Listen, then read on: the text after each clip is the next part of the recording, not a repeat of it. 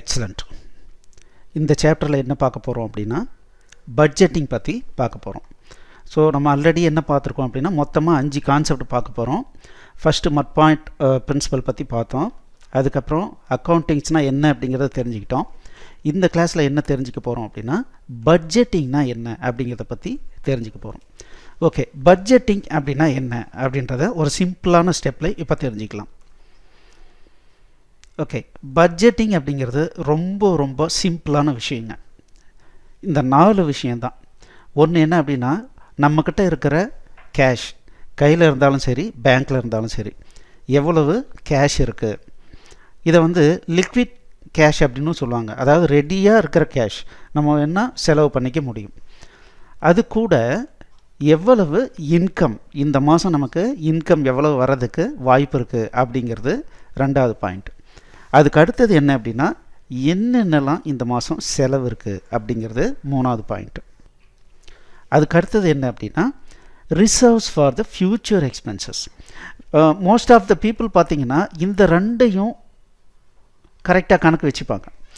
இந்த 2 மட்டும் கணக்கு வச்சுக்கிறவங்கள நம்ம என்னன்னு சொல்லலாம் அப்படின்னா ஷார்ட் டேர்ம் பட்ஜெட்டிங் பீப்புள்னு சொல்லலாம். அதாவது இந்த மாதம் இவ்வளோ வரணும், நமக்கு இவ்வளோ செலவு இருக்குது, 2ம் ஓகேவா, ஓகே, இப்படி தான் நிறைய பேர் பண்ணிகிட்டு இருப்பாங்க. 99% ஆஃப் பீப்புள் என்ன பண்ணுவாங்கன்னா இதை மட்டும்தான் கான்சன்ட்ரேட் பண்ணுவாங்க.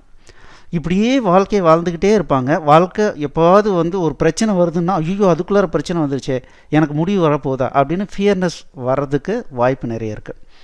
ஆனால் நம்மளுடைய ஒரிஜினல் பட்ஜெட்டிங்கில் இந்த 4 விஷயத்தையும் கன்சிடர் பண்ணுறவங்க தான் ஒரு திறமையான நல்ல பட்ஜெட்டை உருவாக்குறாங்கன்னு அர்த்தம். ஸோ அதில் 4ல் என்னென்ன இருக்கும், நம்மளுடைய கேஷ், இன்றைக்கி நம்மக்கிட்ட எவ்வளோ கேஷ் இருக்குது, என்னென்ன இன்கம் நமக்கு வரணும், எவ்வளோ எக்ஸ்பென்ஸ் ஆக போகுது, ரிசர்வ்ஸ் ஃபார் ஃப்யூச்சர் எக்ஸ்பென்ஸ், ஃப்யூச்சரில் எவ்வளவு எனக்கு தேவைப்படுன்றது இன்றைக்கி என்னுடைய நாலேஜ் படி என்ன தேவைப்படுதுங்கிறத நம்ம அனலைஸ் பண்ணுறோம். இந்த 4ஐயும் வச்சு நம்ம கணக்கு பண்ணினோம் அப்படின்னா அதுக்கு பேர் பியூர் பட்ஜெட்டிங். இது ஷார்ட் டேர்ம் பட்ஜெட்டிங், இது லாங் டேர்ம் பட்ஜெட்டிங் அப்படின்னு சொல்லலாம். ஓகே, ஸோ இது என்ன ஃபார்முலா அப்படின்னா நம்மளுடைய கேஷ் பேலன்ஸு, எவ்வளோ இன்கம், இது 2ம் நம்மக்கிட்ட இருக்கிற அமௌண்ட், இது எவ்வளவு நமக்கு தெரிஞ்சு செலவு பண்ண போகிறோம், கண்டிப்பாக செலவு பண்ணியே ஆகணுங்கிறது எவ்வளவு, அதிலேருந்து எகெயின் என்ன மைனஸ் பண்ணுறோன்னா ஃப்யூச்சர் எக்ஸ்பென்ஸுக்காக நம்ம கொஞ்சம் சேவிங்ஸ் பண்ணுறோம், அதுவும் இந்த மாதத்தினுடைய செலவு தான். இது எல்லாத்தையும் கன்சிடர் பண்ணி நம்ம ப்ரிப்பேர் பண்ணுறது தான் பட்ஜெட்டிங். ஸோ இந்த விஷயத்தை நீங்கள் ஈஸியாக பண்ணுறதுக்காக நாங்கள் என்ன பண்ணியிருக்கோம் அப்படின்னா ஒரு ஃபார்மேட் ரெடி பண்ணி கொடுத்துருக்கோம். அந்த ஃபார்மேட் படி நீங்கள் ஃபாலோ பண்ணிங்கனாவே both short term long term எல்லாமே கவர் ஆகிடும். நம்மளுடைய பட்ஜெட்டிங் ஃபுல்ஃபில்டான ஒரு பட்ஜெட்டிங்காக அமையும். சரிங்களா? அது என்னன்றதை அடுத்த கிளாஸில் பார்க்கலாம். வாங்க. தேங்க்யூ.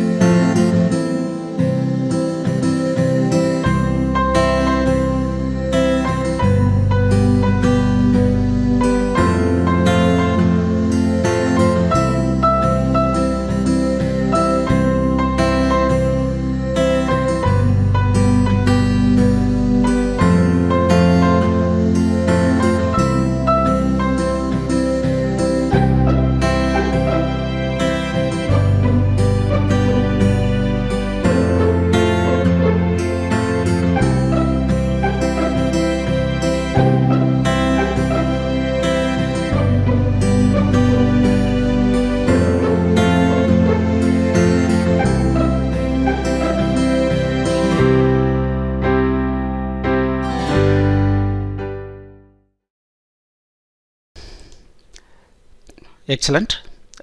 இந்த வீடியோ உங்களுக்கு பிடிச்சிருந்தால் லைக் பண்ணுங்கள், எங்கள் சேனலுக்கு சப்ஸ்கிரைப் பண்ணுங்கள், இந்த வீடியோவை ஷேர் பண்ணுங்கள், குறிப்பாக உங்களுடைய கமெண்ட்ஸ் எழுதுங்க.